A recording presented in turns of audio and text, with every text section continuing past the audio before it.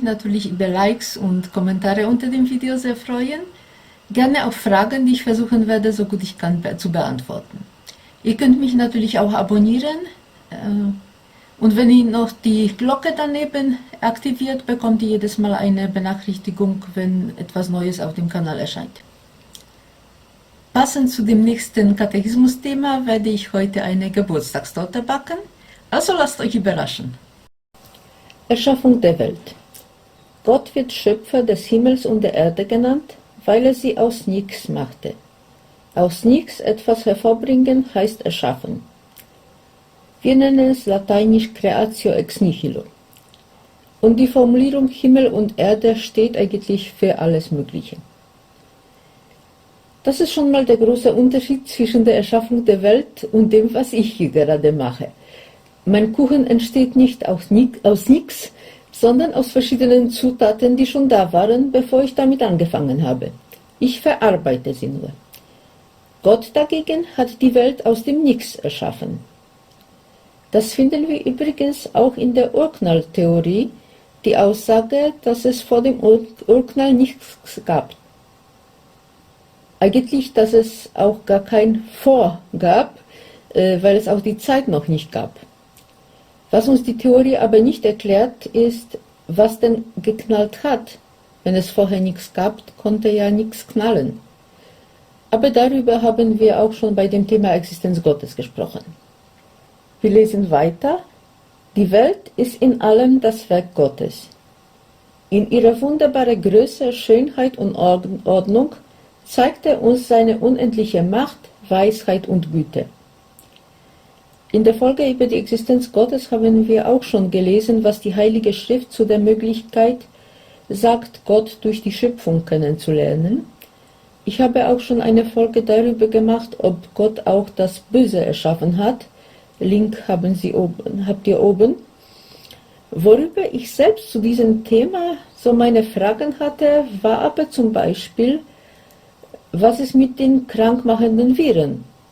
Wenn alles von Gott erschaffen wurde, dann wohl auch der Ebola-Virus zum Beispiel.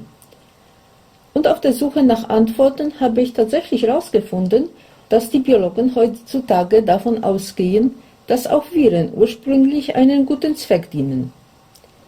Wir kennen einige Viren, die Bakterien oder Krebszellen vernichten, aber selbst Viren, die wir nur als krankmachend kennen, erfüllen in den Körpern von manchen Tieren ihren Zweck, ohne sie krank zu machen. Das ist sowohl bei dem Ebola-Virus der Fall wie auch bei HIV.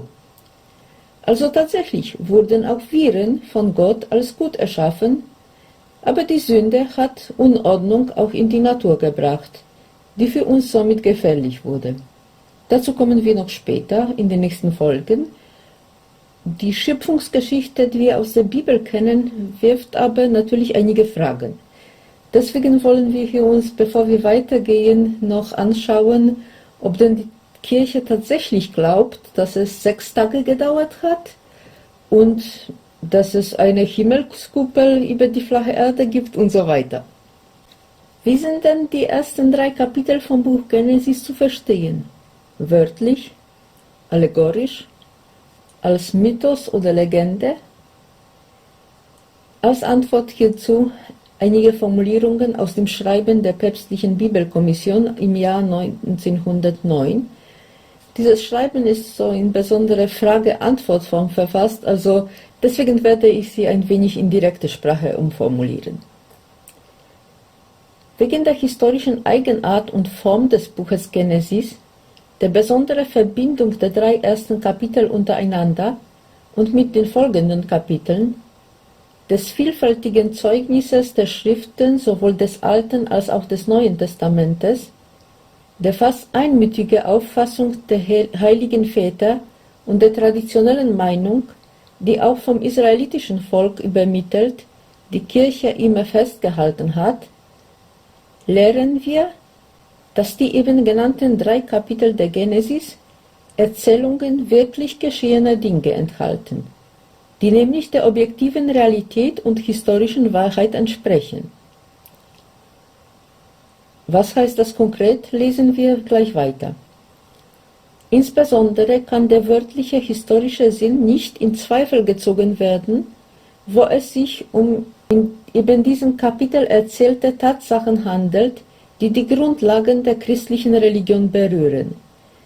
Als das sind unter anderem die von Gott am Anfang der Zeit getätigte Erschaffung aller Dinge, die besondere Erschaffung des Menschen, die Bildung der ersten Frau aus dem ersten Menschen, die Einheit des Menschengeschlechts, die ursprüngliche Glückseligkeit der Stammeltern im Stande der Gerechtigkeit, Unversehrtheit und Unsterblichkeit, das dem Menschen von Gott gegebene Gebot und seinem Gehorsam auf die Probe zu stellen, die Übertretung des göttlichen Gebotes aufgrund der Einflüsterung des Teufels unter der Gestalt der Schlange, die Vertreibung der Stammeltern aus jenem ursprünglichen Stand der Urschuld sowie die Verheißung des künftigen Wiederherstellers. Das heißt aber nicht, dass alles wörtlich zu verstehen ist. Bei der Abfassung des ersten Kapitels der Genesis war es nicht die Absicht des heiligen Autors, die innerste Beschaffenheit des sichtbaren Dinge und die vollständige Reihenfolge der Schöpfung auf wissenschaftliche Weise zu lehren, sondern vielmehr seinem Volk eine volkstümliche Kunde, wie es die allgemeine Sprache zu jeder Zeit zuließ, zu überliefern, die den Sinnen und dem Fassungsvermögen der Menschen angepasst ist. Also soll man bei der Auslegung dieser Dinge nicht genau und stets nach der Eigentümlichkeit wissenschaftlicher Rede forschen. Als Beispiel: Bei jener Bezeichnung und Unterscheidung der 6 Tage, um die es im ersten Kapitel der Genesis geht, kann das Wort Tag sowohl im eigentlichen Sinne als natürlicher Tag, als auch im uneigentlichen Sinne als bestimmter Zeitraum aufgefasst werden, und es ist erlaubt, über diese Frage unter den Exegeten zu diskutieren. Also es ist kein Dogma formuliert von der Kirche jemals, dass die Welt tatsächlich in 6 Tagen von unserer Zeitvorstellung erschaffen wurde.